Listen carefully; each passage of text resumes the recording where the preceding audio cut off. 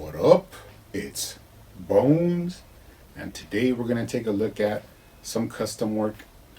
Now, it is pretty funny the way I do my custom work because I have a bunch of things I want to do, projects I want to do, but it usually just ends up happening like just one night I end up picking up a figure and start doing the repaint. So I don't really have a plan, it's just the way it comes out. So this time, Lex Luthor got the call. He is in his power suit. Now, I've been wanting to do this one for a while, mostly because I wanted to see what he would look like with a little bit more old school power suit scheme, which means it has like a little bit more orange and lighter green. Basically, kind of taking this old school power suit figure and adding a little bit of the tones of this one to that one. And of course, they did release the regular version, but this one does have the side eye. And although I'll be keeping him like this just to have the side eye available if I ever want to use it for anything, of course now I will have this completely repainted version, which is something I like to do, have both versions. But let's go ahead and take a closer look at him.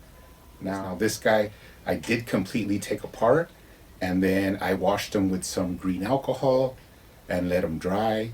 And then I gave him a slight little scuffing with a nail file just to give him something for the paint to grab onto. Wiped them down, and then we went ahead and started painting. Now, let's go from top to bottom. We'll start off with the head. Now, actually, the head, I did do a wash with the kind of flesh tones because the original version was like kind of more of an orange tint. And if you noticed, it did not match with the neck. Like the neck was a lighter flesh color and the face was a more pinkish hue. So this gave me the ability that I did paint the neck, and then with that same paint, just with a little bit of darker brown in there, I kind of washed over the whole head. You could basically see the tone difference once you put it next to the original version. And then of course I redid the eyes. Now, as always, do not do the eye repaint by starting off by painting the eyes completely white, because then you get horrors like this. But what you do want to do is use the existing pupil paint, which will give you a cleaner finish and will avoid it becoming a big problem. And as you can see, the one I did, it does look clean. Moving down, you could see how I repainted the upper chest armor. Now, I did try and do all the little accent sculpt that they have, so like buttons or any kind of little clips, I ended up doing in silver or in gold. And then it had like these little cutouts that I wanted to kind of make it look like these, so I did those in orange. And then of course I did the orange on the chest core, and I actually did the straps of it in a darker green. Pretty much you could see all the paint. I added a wash kind of like metallic green, and it's kind of hard to see, but when you put them side by side you could really tell the difference. Now, going into the purple, I also did a wash here, which was a more silver metallic wash. And although it doesn't take the purple scheme away, it just gives it a little bit more depth. And pretty much putting them next to each other is where you could really see the difference. This figure just looks more completely detailed than the original release. It has all the little details painted in.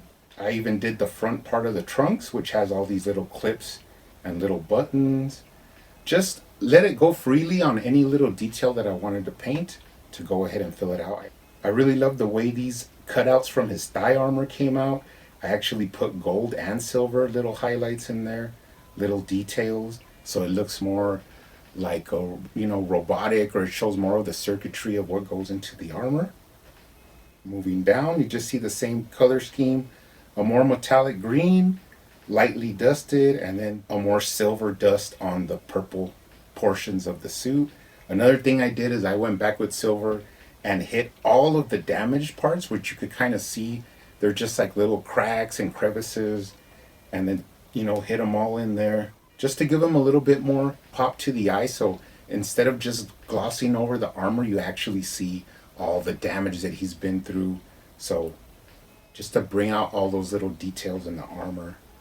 Looking at the back, I just worked my way the same way, adding little details. I added little silver details to the back, right above the waist. Then you could see all the damaged armor on the back. Gave it a wash. Moving up to the upper shoulders, the same thing. All in all, I'm really happy with it. Like I said, when you get these guys right next to each other, you could really see the color difference from the head sculpt and then the eyes moving down into the armor. This one just looks a little bit bland compared to this one now, just because of all the details that this one has. Now, when I was done with this completely, when I had it all separated, the last thing I did is I hit it with some sealer and then let it dry. That way you can, touch them, articulate them, and it really lessens the amount of any kind of chipping or rubbing off. So really happy the way this came out. Of course, you can add the accessory you would like. You can add them with a skull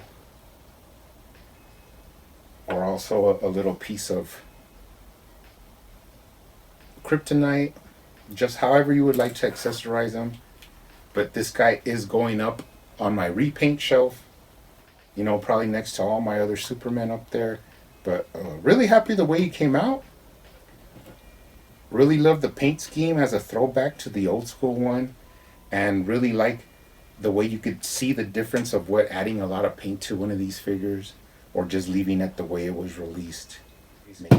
You guys keep hunting out there, keep collecting, keep customizing, and I will see you on the next one.